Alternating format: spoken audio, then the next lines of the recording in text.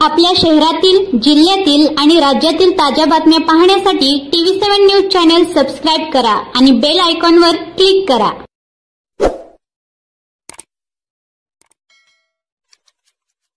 Sangola Chincholi road bypass जवळ truck व कारचा भीषण अपघातात 2 जण ठार तर 3 जण गंभीर जखमी। सोलापूर मिरज महामार्गावर चिंचोली बायपास जवळ MH20 ZM 9518 या माल ट्रकचा व MH09 FB 3908 या वॅगनर कारचा भीषण अपघात आज सोमवारी पहाटे 4च्या सुमारास घडला असून त्या कारमधील सुखदेव बाबणे वय वर्ष 40 राहणार नांदणी, नैनेश कोरे वय वर्ष 31 राहणार नांदणी हे मयत झाले असून अनिल शिवानंद कोरे वय वर्ष 42 राहणार नांदणी, सुधीर चौगले वय वर्ष 35 राहणार वडगाव, सूरज संजय विभूते वय वर्ष 21 राहणार कोटोली हे तिघेजण गंभीर जखमी झाले असून त्यांच्यावर सांगोल्यातील खाजगी रुग्णालयात उपचार सुरू आहेत। सदर अपघाताची माहिती महामार्ग पोलीस पथकातील कर्तव्यदक्ष API मनोज बाबर,